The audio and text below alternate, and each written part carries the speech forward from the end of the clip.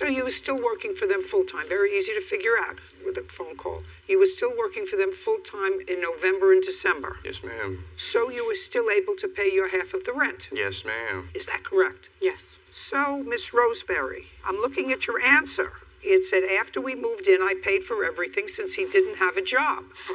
So that's not true. He lied to me several times saying he wasn't working, so he wouldn't have to give me money. I paid for his half. Tell me about that. I would ask him for the rent, and he said he would be 100 short every time. So I was picking up his slack the whole time we lived there. Well, if he was 100 short, that's not half.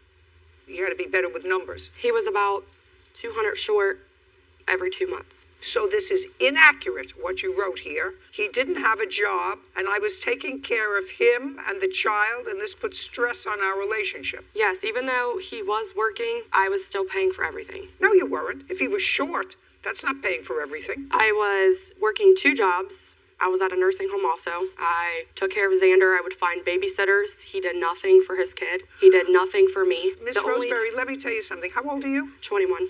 And how old are you? I am 23, Your Honor. Okay. Too young and too stupid to make a baby, and then you think, Miss Roseberry, that life is going to give you a 50-50 proposition? It's not going to give you a 50-50 proposition. Get that out of your head, or you will be constantly disappointed. Take that from an older person, very older person, who knows that once you set a parameter, I was doing this, and I was making appointments, and I was taking care of the baby, and I was getting up with him in the middle of the night. Yeah, he was working, but he didn't take care of me, and he didn't do his half share with the baby, and I was working 2 jobs, and I was doing so much more, and it was so much better at my mother's house, where she took care of the baby, and she took care of the laundry, and I may go out to work, but at least I had some help who wasn't watching a football game and drinking beer with his friends Yes. in the house. Well, then you don't have a baby when you're 19 and he's 21 because that's stupid. All right. You want your money back. Yes, ma'am. Okay. You want the money back for November. Did you pay half your rent in November? No, I did not, because I moved out the end of November because he was being violent towards me. Okay. So you moved out in November. So you owe your half of November's rent. How much was half of your rent in November? How much was the full rent? $615. So you owe $307 Yes, for the month of November. Now, are you still in the apartment? I'm not. Okay. When did you move out? Like right before we come and took this trip, Your Honor. Okay, so you stayed there through January. Yeah.